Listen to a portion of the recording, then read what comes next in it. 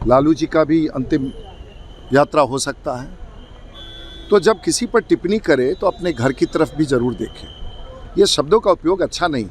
तो उन्हें हमेशा याद रखना चाहिए कि हर परिवार में और किसी की भी कभी भी अंतिम यात्रा हो सकती है, लेकिन राजनीतिक यात्रा को अंतिम यात्रा कहना ये सोच का अभाव है। तो हताशा की स्थिति में दिग्भ्रमित अभियान और भ्रमित करने का अभियान चलाया जा रहा है, उनके लिए ही बहुत घातक सिद्ध हो। पनोरमा ग्रुप, जो सोचता है वो करता है। खड़गे जी ने कहा है कि प्रधानमंत्री कुवैत में भी नफरत फैलाने की कोशिश कर रहे हैं, जो बातें उन्होंने कही है वहाँ।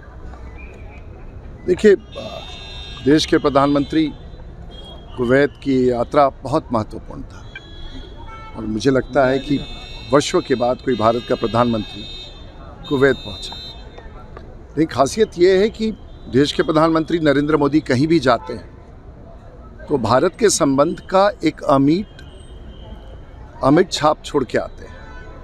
अब सवाल है कि कांग्रेस के मित्रों को उनके 60 वर्षों के कार्यकाल में कहीं कोई राजनीतिक सामाजिक पहचान किसी देश में बना नहीं, तो विरोध के शब्द के उपयोग से अपनी उपस्थिति इन देशों में करना चाहते हैं, जो अत्यंत दुर्भाग्यपूर्ण है। तेजस्वी नीतीश कुमार कल से यात्रा पर जा रहे हैं, लगातार उन पर आरोप कहा जा रहा है कि अंतिम यात्रा है उनकी। देखिए, सबका उम्र हो जाता है। लालू जी का भी अंतिम यात्रा हो सकता है। तो जब किसी पर टिप्पणी करे तो अपने घर की तरफ भी ज़रूर देखें।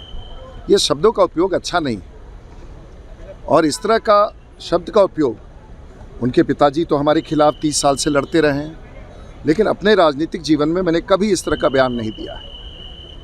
और नीतीश जी तो नेता हैं, बिहार के मुख्यमंत्री हैं, उनकी बड़ी भूमिका है देश के राजनीति में। तो अगर मैंने नहीं सुना है यदि उन्होंने कहा कि उनकी अंतिम यात्रा है, तो उन्हें हमेशा याद रखना चाहिए कि हर परिवार में और किसी की भी कभी भी अंतिम यात्रा हो सकती है, लेकिन राजनीतिक यात्रा को अंतिम यात्रा कहना ये सोच का अभाव है। अम्बेडकर विरोधी हैं आप लोग, आरोप लगाया जा रहा है। 20 दिसंबर को कांग्रेस जो है पूरे देश भर में प्रोटेस्ट करेगी अमित शाह के रेजिग्नेशन को लेकर। देखिए, हमारी सरकार मजबूती से भारत में चल रही है। देश के प्रधानमंत्री नरेंद्र मोदी हैं और अमित शाह हमारे मजबूत गृह मंत्री हैं। विपक्ष का काम है, क्योंकि अगले 5 वर्ष तक कोई काम बचा नहीं है, देश में हमारी सरकार रहेगी, तो हताशा की स्थिति में दिग्भ्रमित अभियान और भ्रमित करने का अभियान चलाया जा रहा है, उनके लिए ही बहुत घातक सिद्ध होगा। सर, दिल्ली में जो घटना घटी पार्लियामेंट में, लेकिन कांग्रेस की तरफ से एक शब्द भी नहीं बोला गया कि चलिए हो गया। देखिए, दुखद है, और क्योंकि मैं वहाँ खड़ा था जब ये पूरा प्रकरण हो रहा था। अगर मैं खुद इज्जतदार हूँ और मेरे सामने कोई लोग खड़े हैं और मेरी एक अपनी पहचान है, तो मैं बगल से रास्ता देख के निकलूँगा। और अगर हम अम्बेडकर के अपमान करने वाले लोगों के खिलाफ बयान दे रहे हैं और भारतीय जनता पार्टी और एनडीए के सदस्य खड़े हैं, तो उनको चीरते हुए प्रवेश करना, चाहे वो राहुल गांधी हो या प्रियंका गांधी हो, कहाँ तक उचित था।